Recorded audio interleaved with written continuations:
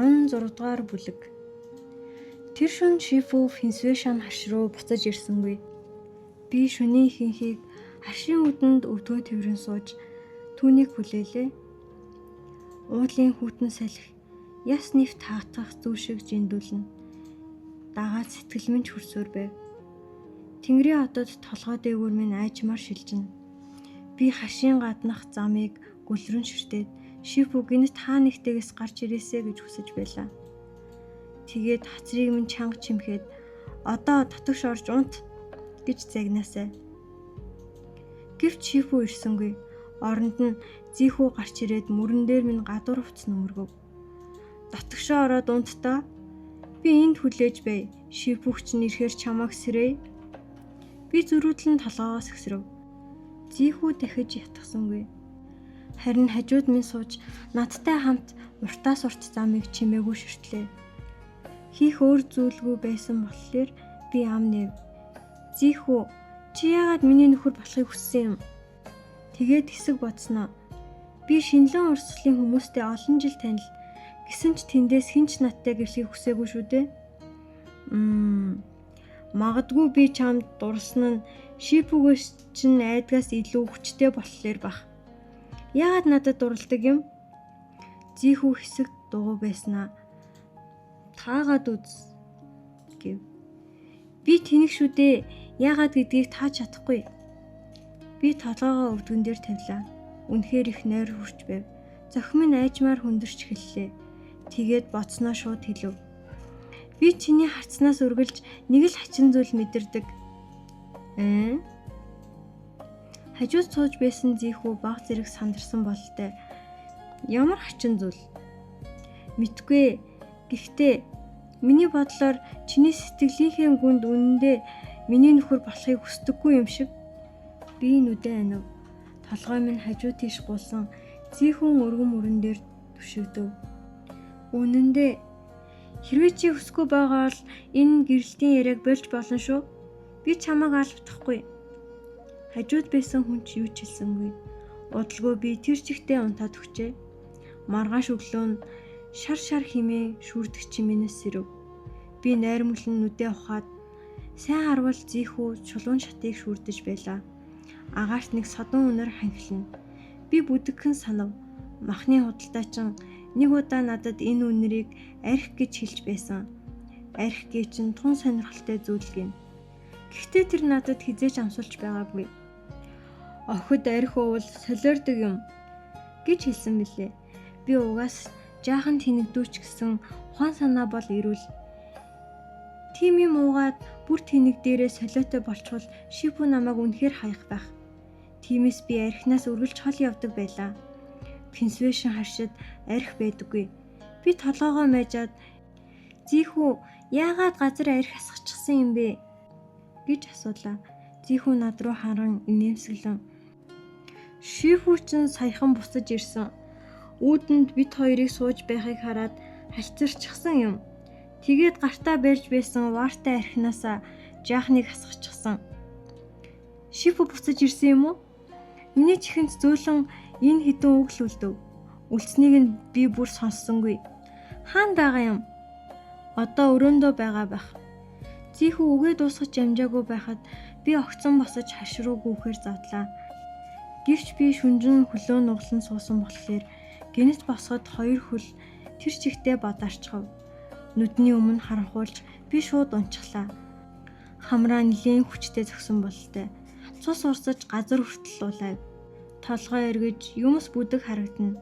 Зөвхөн Зийнхүүн сандарсан дуул сонсогдов. Шамсгүй. Зүгээрээ би хүчээр өндийж нүдээ арчив. Гарн дээр хамрын цусыг харахад жаахан аймар. Би өөрөө ч тогтож зогсож чадахгүй байсан тул түшиж байсан Зийнхүү надтай хамт бараг газар унчих шахав. Тэр ханцуугаараа нүрийг минь арчаад хэртгээсэн ч тоосонгүй хамрын цусыг минь хүртэл цэвэрлж өг. Өөр хаана өвдөж байна? Би дээш харан хамар битүү дуугаар өөр хаан ч өвдөөгүй. Би зузаан арьстай юм чинь гэлээ. Зийнхүү хэсэг над руу харснаа гинэт толгоос гисрэн чангаар инээлээ. Чи ч үнэхээр мангар юм аа. Энэ бол үнэн үг. марах зүйл байсангүй. Тиймээс би чимээгүйхэн тэнгэр рүү тарлаа. Тэгээд гараас минь зуурч байсан атгалтаа баг зэрэг сулруулан ойртож ирээд нүрийг минь анхааралтай ажиглалаа. Цус тогтчихжээ. Тэр нэг гараа мөрөн дээр минь тавиад аяархан дотгошоо орох уу гэж асуулаа. Би мөрөн дээрх гарыг нэг харснаа яагаад ч юм эвгүй санагдаж бие хажуу тийш нь мулталлаа. Орно. Ихтэй эхлээд шипүүг хайх хэрэгтэй. Ингэж хэлэхэд би урагшаа хоёр алхам гүйснээ гинэт эргэж харав. Хэсэг бодоод зийхүүд баярлаа нөхрөө гэлээ. Зийхүү балмагцсандаа хөшчөв. Түүнийг учраа олж амжаагүй байхад би аль хэдийн эргэж хараад шипүүг хайхаар хаш руу гүйсэн байлаа.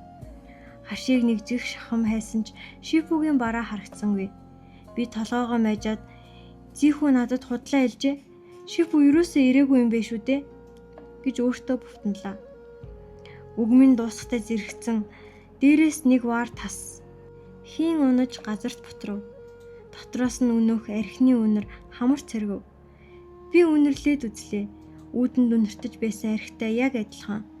Би хідэн алхам ухраад дээш харлаа. Шипүү дээврийн ваарн дээр суучихсан.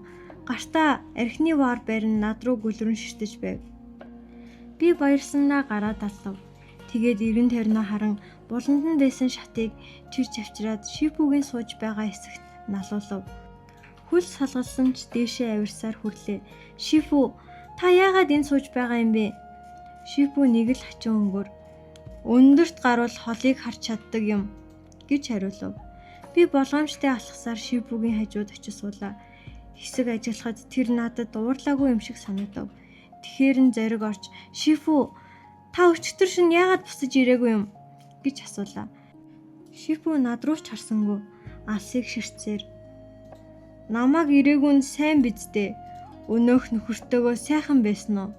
гэв. Түүнийг ингэж асуухаар нь би толгоогоо төглөө. "Сайн байсан, маш сайн." Би гараа өргөн зийхүүтэй хамт юу хийснээ нэг бүрчлэн ярьж өгөхөөр зэхив. Гэвч амч нээж амжаагүй байтал Шипүү гинт намайг татаж дээврийн ваарн дээр дарж унаглаа. Шипүү дээрээс минь тонгойж миний харах бүхнийг халахлав. Хитэн дээврийн ваар мултарч доош унан бутрах чимээ гарав. Би нүдээ анивчин Шипүүгийн үл ялэг улаасан нүд рүү харлаа. Бүх биеэс нь архины үнэр ханхлана. Би жаахан сандарч "Шипүү, танд юу болчихвоо?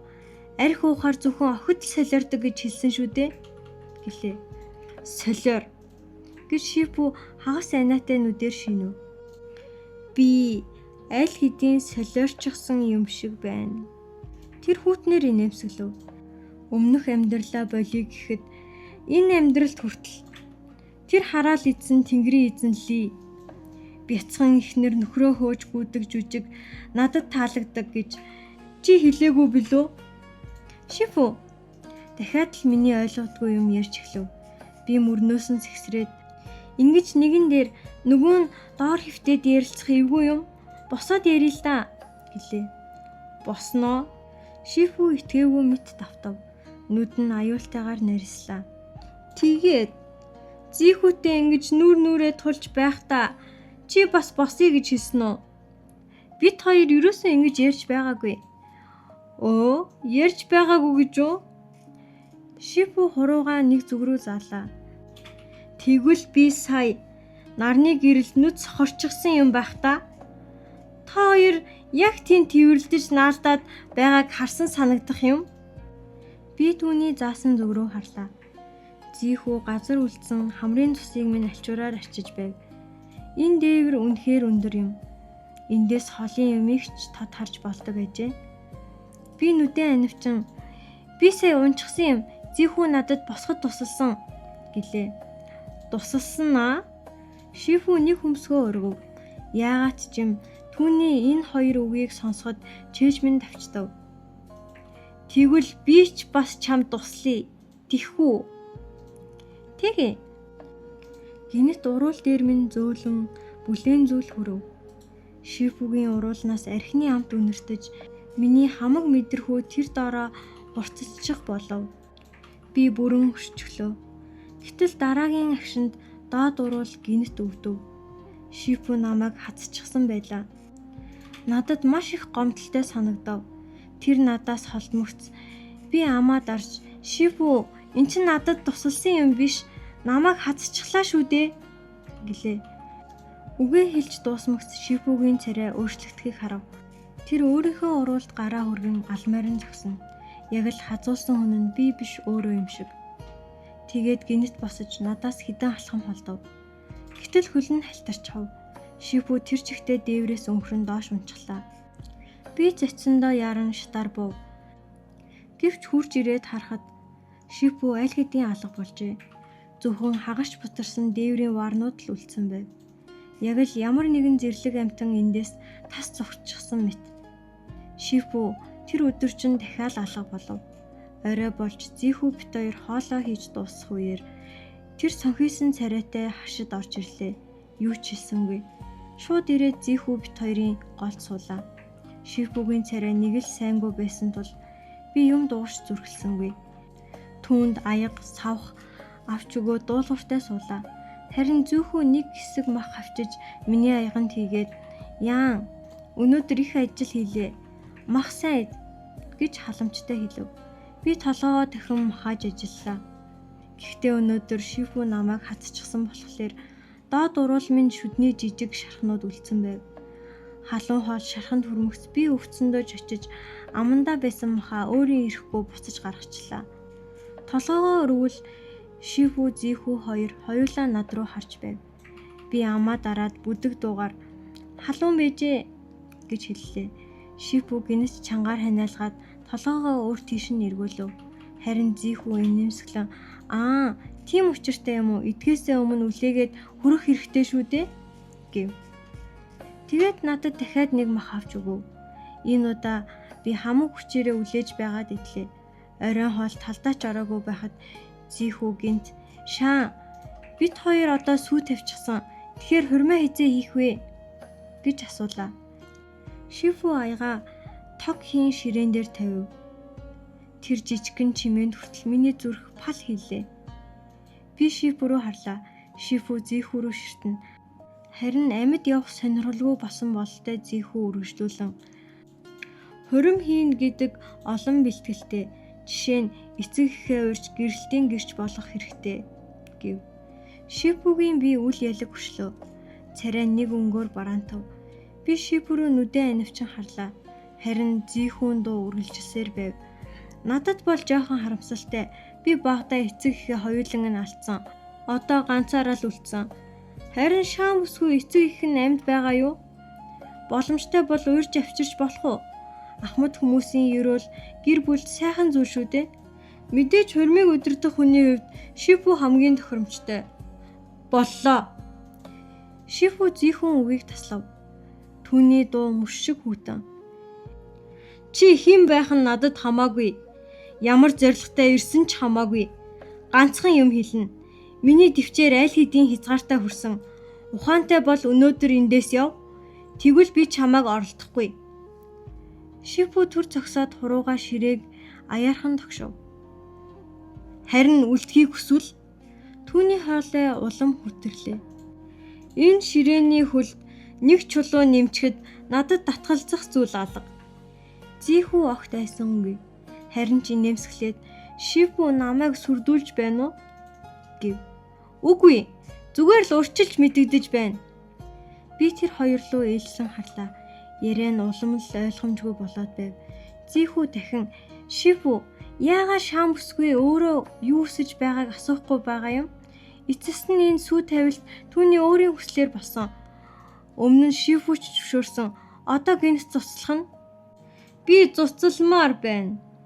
Шифу сандлынхаа түшлэг налан Зихүү рүү дээрэнгүү харлаа. "Тэгээд яах юм? Чаддаг юм бол ирээд намайг зохиод ав." "Шифу." Зихүү нүдээ үл ялэг нэрээсов. "Та яагаад сиам бүсгүйг нөхөртэй болж арай сайхан амьдраасай гэж хүсдэггүй юм?" Энэ үгийг бол би ойлголоо. Зихүү миний өмнөөс ярьж намайг өмгөөлж байжээ. Уг нь би Шифугийн хэлснийг л дагая гэж шийдсэн байсан. Гэвч Зихүүн үгийг сонсоод дотроо хадгалж явсан бүх гомдол минь нэг дор сэдрв. Шифу дандаа надад тушаана. Дандаа намайг шоолж дээрлэгнэ. Бүр надад туслах хүнтэй байхыг зөвшөөрөхгүй. Надад уурлана, дураараа алга болж намайг орхиод явчихна. Би бүгдийг бодох тусам би өөрийн ирэхгүй Шифу рүү муухай арчив. Гэтэл Шифу хүүтнээр ёчтой инегээд би зүгээр л түүнийг сайхан амьдраасаа гэж хүсэхгүй байна. Тэгээд яах юм? Бас Шоо Шанзи өөрөө юу хүсэж байна? Гэж дахин ярихаа бол. Миний хүсэл бол түүний хүсэл гэв. Шифу гараас минь барьж намайг босгов. Шоо Шанзи, жочноо үд. Би толгоогоо доошлуулан хэсэг чимээгөө зогсов. Иргэн тойрон нам гүм. Тэгээд би баг зэрэг гомцсон өнгөөр аяархан Шифу надад ч гэсэн өөрийн бодол байдаг шүү дээ гэлээ. Шифугийн атгал тэр доороо сулрав. Тэр уураа барих гэж хичээж байгаа мэт атлаа миний хэлсэнд итгэж чадахгүй байгаа янзтай харагдана.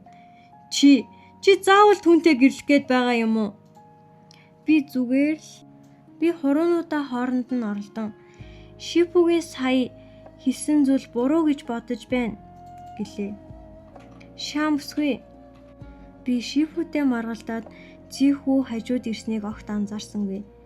Тэр нэг гараараа бэлхүүсээр минь тэрч Шифугээс 3 алхам хурлаа. Шифугийн царай тэр дороо цайв. Хар нүд нь бүрч бараан болж би энэ урагш хөдлөлөө. Намайг буцаж авах гэж байгаа бололтой. Би энэ бүхнийг огт ойлгохгүй балмагдан зогсдол Зихүү чихэнд минь зөөлөн Шифу биднийг ойлгохгүй байгаа юм чинь хоёулаа оргоод гэрэлчих үү гэж хэлв. Би зочин эргэж харлаа. Зихүүн царай гэрэлтэж бүр инээмсэглэж байв.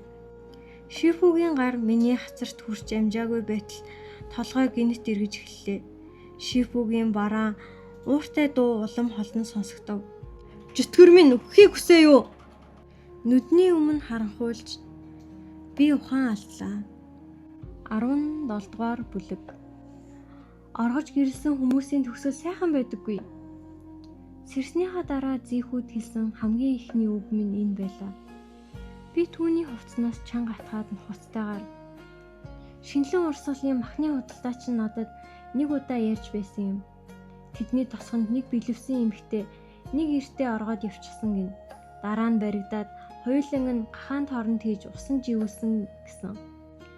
Шифу намаагч бас тэдэн шиг гахаан тооронд хийж живүүлэхгүй гэж айж байлаа. Тэгвэл бүр ясмин ч олдохгүй шүү дээ. Зихүү хэсэг алмаар нь над руу ширтснээ инэв. Тийм бол хоёулаа орхоо болий. За. Би тэр дороо толгойд өглөө. Шифу жоохон гомдолтой байсан ч түүний хажуугаас бүр мөсөн явна гэж хизээш бодож байгаагүй. Буцаад очие. Шифугээс уучлалтгүй. Би явах гэтэл Зихүү намайг татан зогсов. Эндээс шинэлийн урсгал руу буцвал хагас сар явна. Би зочив. Би бүтэн хагас сар унтчихсан юм уу? Үгүй, сайн бүсгүй, ганцхан шөнө унтсан гэж Зихүү хэлв. Намайг жирийн хүн биш гэдгийг чи мэдэж байгаа бах. Би олон жил бясалгаж сүнс болсон чулуу. Нүд ирмэх зур 1000 газар туулах бол миний сурсан аргуудын нэг л төдий. Би ойлгосон янзтай толгой төхөв. Тэгвэл бүр сайн байна. Нүд ирэмхийн зур пенсвэшн хаш руу буцчихж болох нь. Зихүү над руу хараад "Шан, өчтөр Шифугийн чинь байдал ямар байсныг харсан биз дээ. Бид бурууга хүлээгээд очлооч тэр биднийг гэрлүүлэх болов?" гэж асуулаа. Би хэсэг бодсноо урамгүйхэн толгой сэгсрэв. Гэхдээ бид бас оргоод гэрэлж болохгүй. Мэдээж гэж зүүхүү инэв. Ахмад хүмүүсийн зөвшөөрлгүй гэрлэхийг л оргох гэдэг. Харин эцэг эхээс чинь зөвшөөрөл авчвал Шифу хүсээгүйч хэлэх үггүй болно.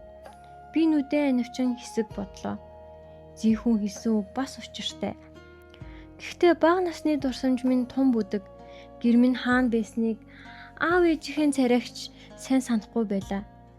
Зихүү гайхсан янзтай. Энэ олон жил чи гэртээ харж эцэг эхтэйгээ уулзах талаар бодож байгаагүй юм уу? Бодож байсан. Гэхдээ Шифу аав ээж хоёр намайг түн даатгсан гэж хэлсэн. Ур чадвараа сайн эзэмшээгүй цагт гэртээ харж болохгүй гэсэн. Гэтэл би энэ олон жилд нэг ч сайжраагүй. Тэгээд харихаас айдаг байсан.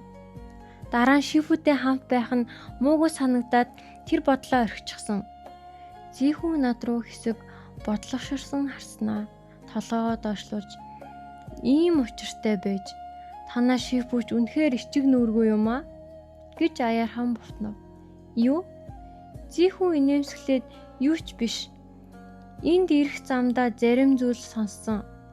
Шаам бүсгийн гэр хаана байгааг бараг мэдэж байгаа. Энд суусаар байгаад нэмэргүй.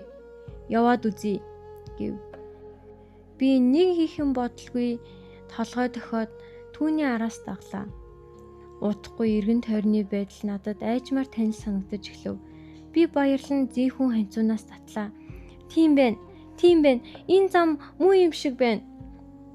Би догтлсондоо алхаагаа хурцсан гүйж эхлэв. Эндээс холгүй байх ёстой. Энэ буланг тойроход гол гарна. Голын цаана манай гэрийн хаалга байдаг. Хаалганы өмнө чулуун арслангууд. Буланг тойроход голын цаана эвдэрч хуучирсан том хаалга харагдана. Би хэсэг хөшснөө аажуухан урагш алхлаа. Энэ бишээ. Би алхасаар аяархан бутнав. Гүүр нь ийм жижиг байгаагүй. Чулуун арслангууд нь ч өлөө сүртэй байсан. Гүүрээр гараад харшийн үдэнд очив. Эвдэрсэн пайзан дээр яан харш гэсэн үг өлгөөтэй байлаа. Хаалга бит өмжлөгдөж дээр нь төрийн шар тамгатай нэвтрхийг хориглоно гэсэн цаас наажээ. Би тэр чихтэй хөшчгөв.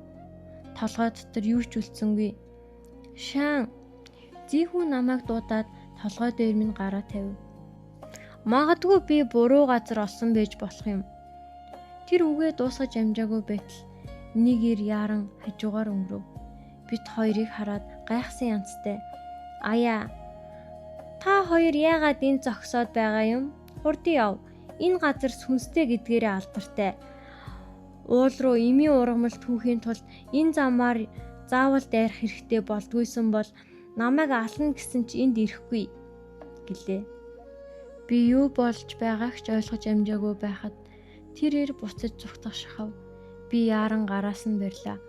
Тэр үхтлээж очиод "Бүсгүй минь, яаж байгаа юм? Юу иж байгаа юм? Сүнс бинт чинь орчихсон юм биш биз?" гэж хашгирлаа. "Та энэ газар хаана болохыг мэдхүү?" Яан харш шүү дээ.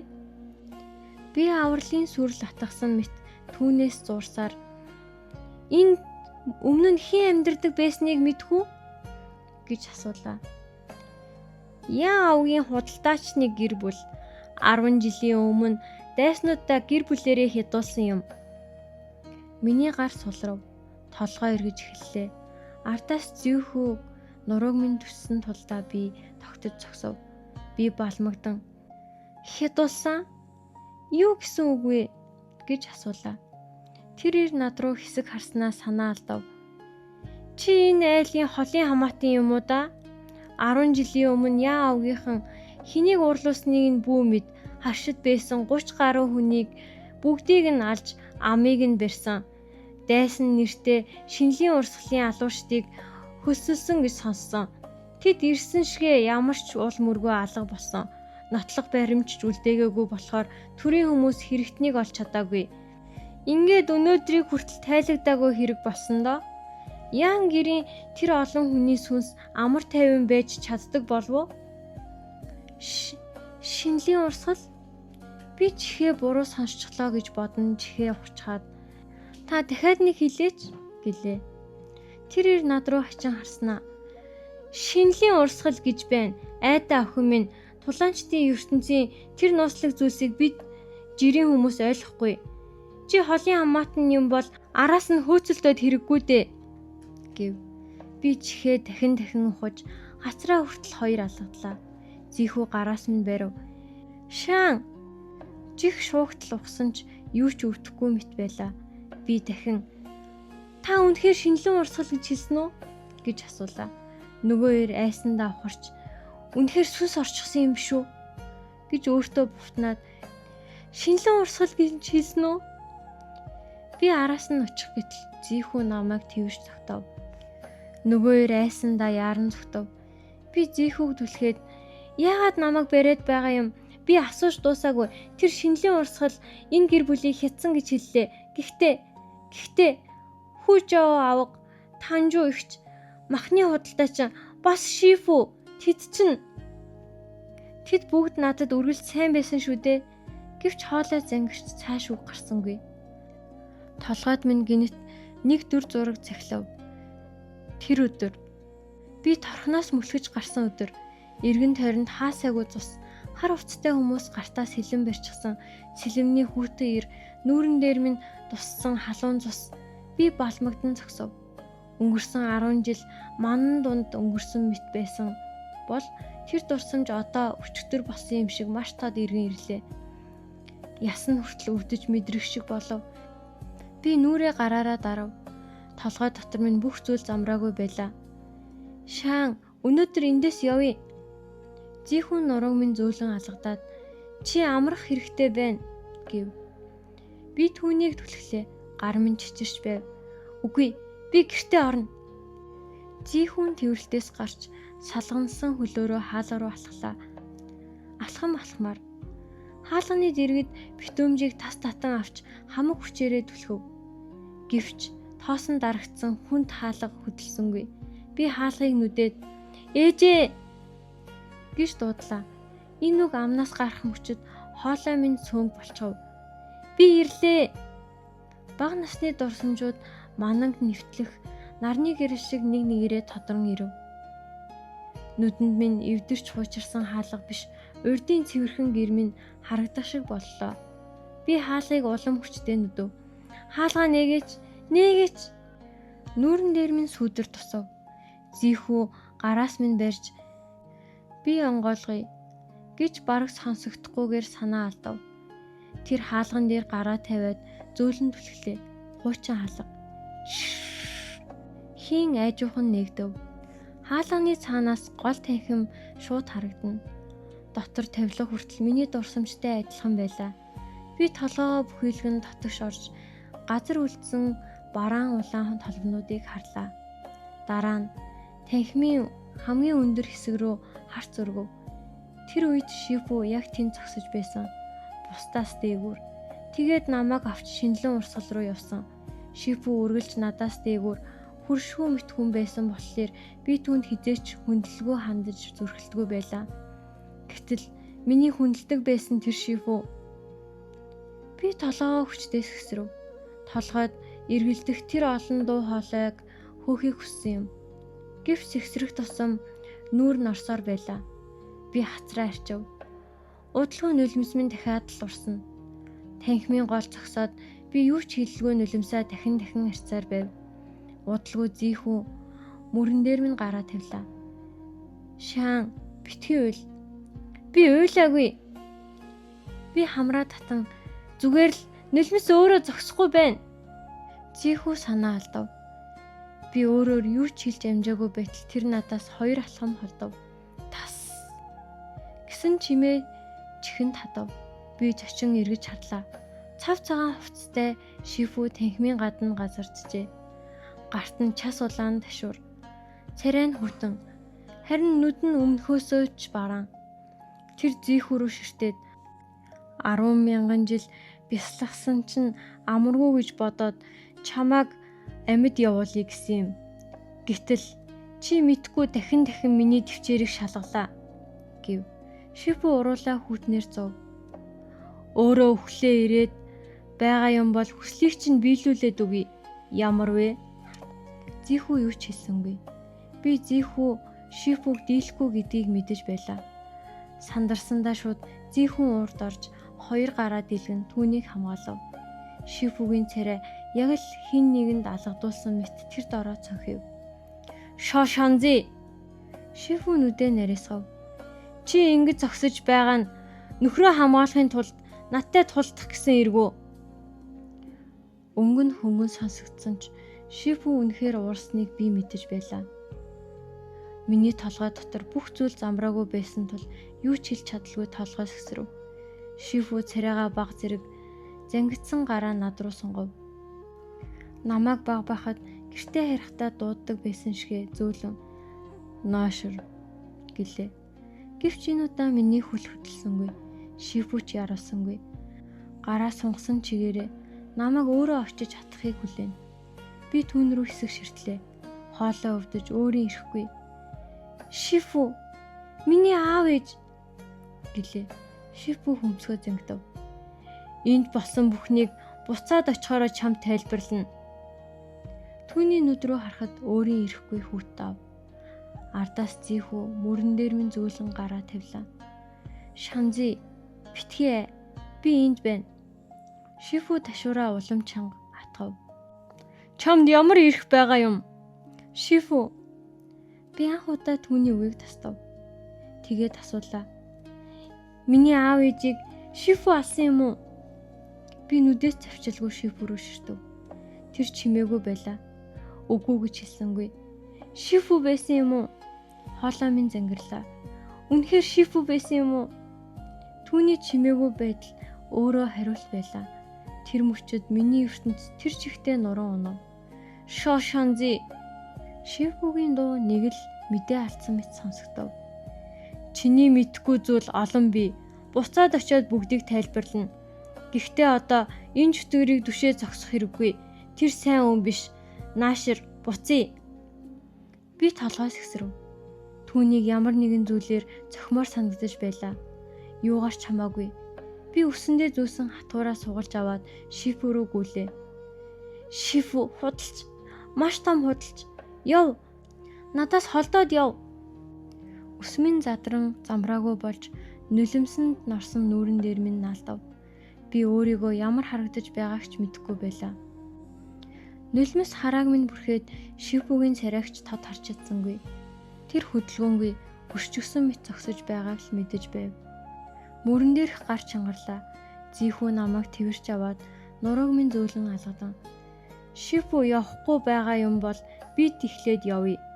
Одоохондоо та хоёр уулзахгүй байсан дээр гэв. Би дахин толгой төглөө. Нулимс нусаар минь зийхүүн чээж хүртэл норчихсон байв. Тэр удаа Шифү намайг зогсоох гэж оролцсон эсхийг би мэдсэнгүй. Магадгүй тэр ууралсандаа шүдээ зууж байсныг сонссон бол би ойлгох байсан бах.